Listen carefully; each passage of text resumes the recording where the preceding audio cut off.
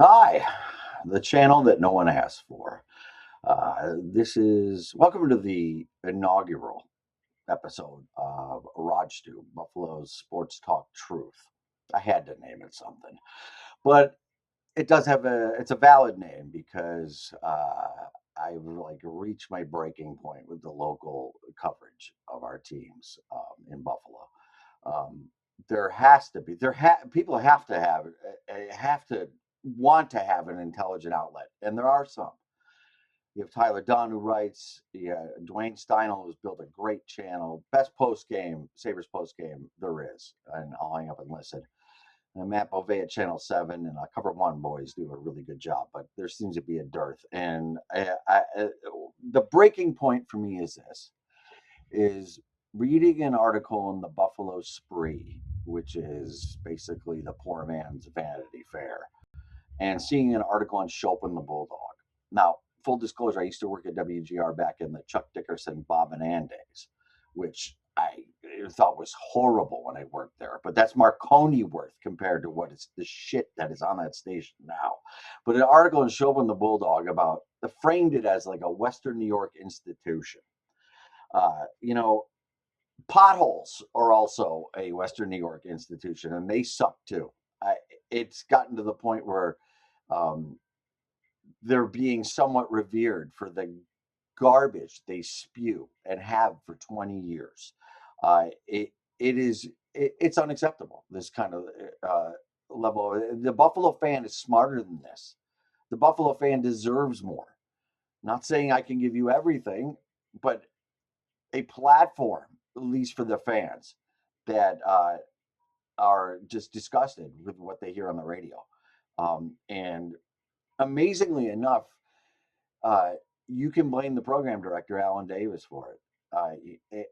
He is a guy who actually ran the Fan 590 in Canada, which was a flamethrower of a sports talk station, and was involved in the Bob McCown show. Who Bob McCown, I believe, out of all of them, did the greatest sports talk show in the history of sports talk. No longer doing it, unfortunately, due to getting fired by Rogers and his stroke. But WGR has no respect for you. They have no respect for the business. When you think of guys like Mad Dog, Mike in the Mad Dog as well, Steve Summers, Gary Randich at KMBR, they don't even know who he is. It's an art form, and they treat it like their own personal la la land. It sounds like frat boy, like college radio. And it's amazing to me that they would do an article on them and they have no competition. So this is for you, the Buffalo sports, the intelligent Buffalo sports fan, not having to put up, having a different outlet.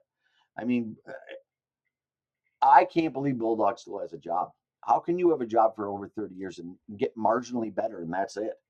I mean, here, eh, eh, this is supposed to be the dean of Buffalo sports talk. I mean, look at that. He, he does every show. He looks like he's had 9 beers and a traumatic brain injury. Uh, so I reached a breaking point. On this channel, we're going to do a lot of Buffalo sports. We'll do some national events as well. We're going to do some lives. It's going to take a while to build it. I like to start doing lives during Sabres pregame. Uh, have to concede to. I'll hang up and listen for the post game for Dwayne Steinel and his buddy Hurls because they have really uh, built a great post game, and really the only one worth listening to. Not you're not going to get the milk toast of Brian Koziel and Paul Hamilton. I'll get to him at some point, that's for sure. But that's what I was thinking of doing. This is what I'm going to do. It's an outlet for you, the intelligent Buffalo sports fan, who doesn't seem to have a voice. And if you do call up the local station, you are with any kind of intelligent opinion, you're dismissed pretty rapidly. And letters the editor to the news, that doesn't work either. So it's up to us to put it together. So we'll do some Sabres and Islanders tonight, but I'll be doing a pregame on Thursday for the Sabres and the Sens, and what all our big games coming up. And it's going to be interesting to see here as I'm on the Sabres. Now they're in the unusual position, and these guys never have been, and most of this roster has never been in, as the hunted. They're the one with the points. They're the team that teams are staring up at. And I talk on the RogCast, the weekly podcast I do with Chris Halsman that's on SoundCloud. We talked about last week about how they're going to handle this. Well, they weren't ready for Detroit. And that turned out to be a disaster. They slept back through the first period and wound up losing the game. So they finally rebounded with the win in overtime against Seattle with Jack Quinn. And this is what they're going to be facing. Desperate teams. The Islanders are a desperate team. They are in a battle with Pittsburgh for positioning in the Metro. Not to mention keeping your head above water in the wild card, which changes nightly. This is what they have to face. So this is something that they've never been in before and never had to deal with before. And we'll see how they do it. Zach Metz is back up. That solves a lot of problems. Obviously, we'll see who he pairs with. Lindy Ruff doing the Logan Stanley and Connor Timmins, trying to get some good games. And I agree with Lindy here. I mean, you got to get these guys games. They're coming back.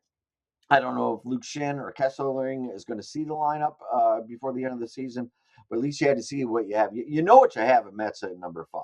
I mean, obviously he's not going anywhere. Only injuries taking him out of the lineup, but we'll see. We'll see how they play tonight, how they approach this, because the Islanders are coming in desperate, and they have to be. And this is what they're going to get. So it's going to get a good read on this team as they go into the playoffs, handling teams that are playing playoff hockey now before the actual playoffs start. But I just wanted to do the inaugural one, get this in the can and out there. And it's going to be fun. It's going to be a fun ride. You're going to have a lot of laughs, and it's going to be a good time. So subscribe, I guess. I don't know. This is a work in progress. I'll be interlaying videos and doing all sorts of different stuff as this thing starts to grow and germinate. But you are part of history, I guess.